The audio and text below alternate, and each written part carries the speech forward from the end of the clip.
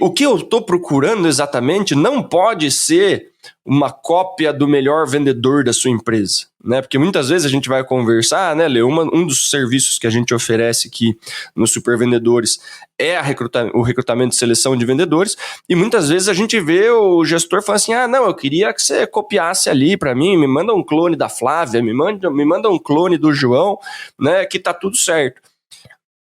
E muitas vezes, né,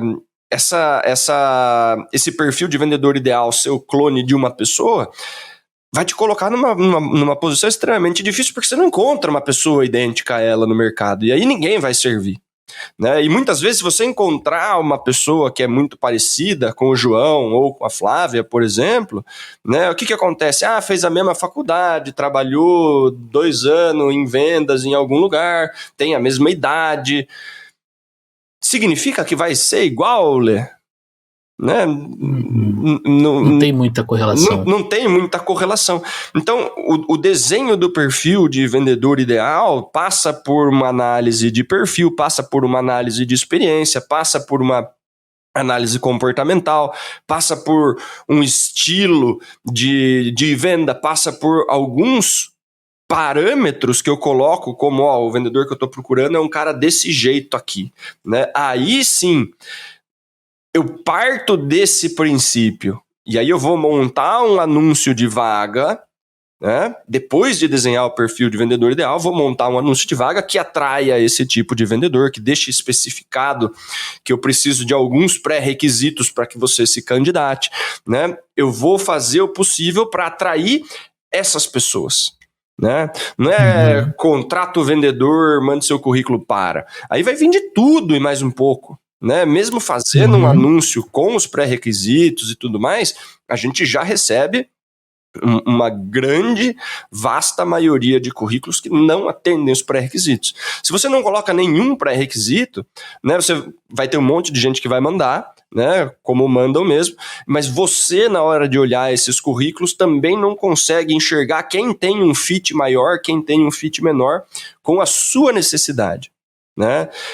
E aí, a partir desse momento, né, eu faço uma análise ali do currículo, né, faço uma pré-entrevista e eu entendo quais desses candidatos tá mais dentro do perfil para que eu traga para uma entrevista. Né? E aí, nessa entrevista, eu preciso conhecer, de fato, o candidato, né?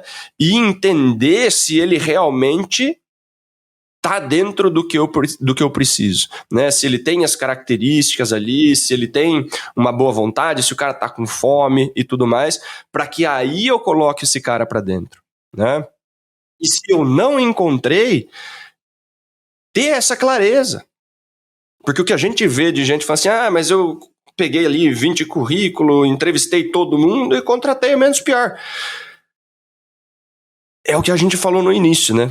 Não pode contratar o menos pior correndo para não ficar com a posição aberta, né? Você vai colocar uma pessoa lá dentro que não vai performar, que vai te causar um impacto em folha de pagamento, vai causar um impacto em treinamento, vai jogar um monte de lead seu ali, né? E não vai conseguir converter tudo que a gente precisa. Então, acaba se tornando um custo, né? É melhor refazer o processo, encontrar uma pessoa mais adequada, colocar essa pessoa para dentro, para que daí sim você consiga treinar esse vendedor, fazer o ramp-up dele para que ele consiga performar o mais rápido possível. Né? A forma mais bacana de fazer isso é seguindo esses passos, Lê. É entendendo o que eu quero, para daí eu consiga encontrar. Né? Se eu não sei o que eu quero, muito possivelmente qualquer um serve. Né? Fica um negócio aberto demais. E tudo que é aberto demais, eu tenho uma chance muito grande de dar errado. E em cima do que você está trazendo, eu acho que eu tenho 2 pontos a colaborar. Né? O gestor, o líder, né, o dono da empresa, ele tem que se preocupar também em realizar entrevistas de uma forma muito bem estruturada. Né? Porque às vezes a gente acaba naquela correria entrevistando 2, 3, 5 vendedores e a gente não usa uma entrevista estruturada, a gente vai mudando.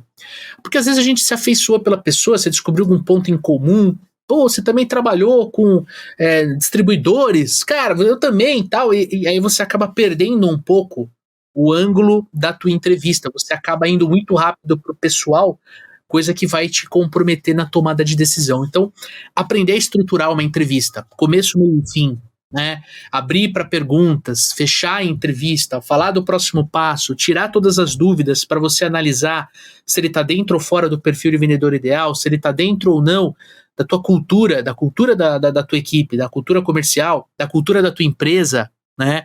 Enfim, é você fazer as mesmas perguntas para todos os candidatos. Parece básico, mas não é. A gente vê muito, né, até por fazer esse trabalho internamente, né, Dani? Nós somos uma consultoria que tem um braço de recrutamento e seleção, a gente percebe que os clientes patinam nesse ponto, de não estruturar, de fato, a entrevista, né, cara? É improvisar a entrevista, né, cara? E aí, se você não faz as mesmas perguntas para todo mundo, você não tem um parâmetro de comparar, né? E aí, se a pessoa dá algumas respostas um pouquinho menores, tem entrevista que termina em 20 minutos, tem entrevista que se a pessoa fala pra cacete, vai pra 1h30 de conversa, né? Às vezes o cara é um bom contador de história, ele vai por um caminho, a entrevista fica super divertida, você fala, porra, gostei desse cara, mas o cara não sabe vender. Isso. Né? Então, exatamente. O lance de estruturar a entrevista é super importante, né? E lá dentro precisa ter as perguntas que vão checar as informações que você precisa do perfil de vendedor ideal, e vão ter perguntas difíceis, vão ter perguntas para colocar o candidato em saia justa para ver quem se sai melhor, né? Você precisa ter algum tipo de roleplay pequenininho para ver quem consegue se sair melhor em uma situação de venda. Então, esse é um ponto, cara. Eu falei que ia trazer dois, né? O segundo ponto é justamente esse que você citou, é realizar teste prático. É fazer roleplay, simulação de vendas, cara. Né? Então, óbvio, se você vai contratar um vendedor e você tem 2 pessoas que você vai entrevistar, você tem muito pouca amostragem, né? Você vai fazer um roleplay, você vai entrar nessa situação que o Dani está comentando de ter que escolher, né?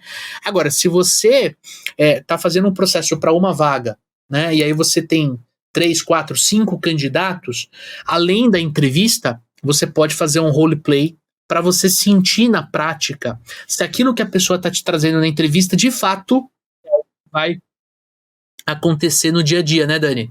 É isso aí. Eu acho que com essas dicas aí, você consegue começar a prestar atenção em algumas coisas no seu processo para que você contrate melhor, né? E aí, ter uma análise rápida ali do período de experiência, né, Lê? Para saber se essa pessoa fica ou não fica, né? E fazer esse ajuste rápido. Quanto mais você consegue prestar atenção nisso, mais rápido a gente consegue corrigir rota, né?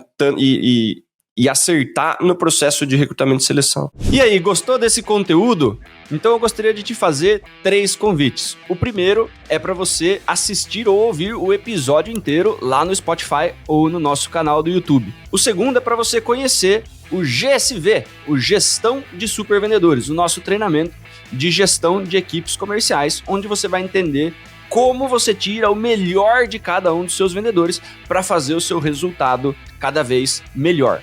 E o terceiro é para você conhecer o RD Station, o melhor e maior CRM do Brasil, inclusive o CRM que nós utilizamos na nossa operação comercial. Os 3 links estão na descrição desse conteúdo.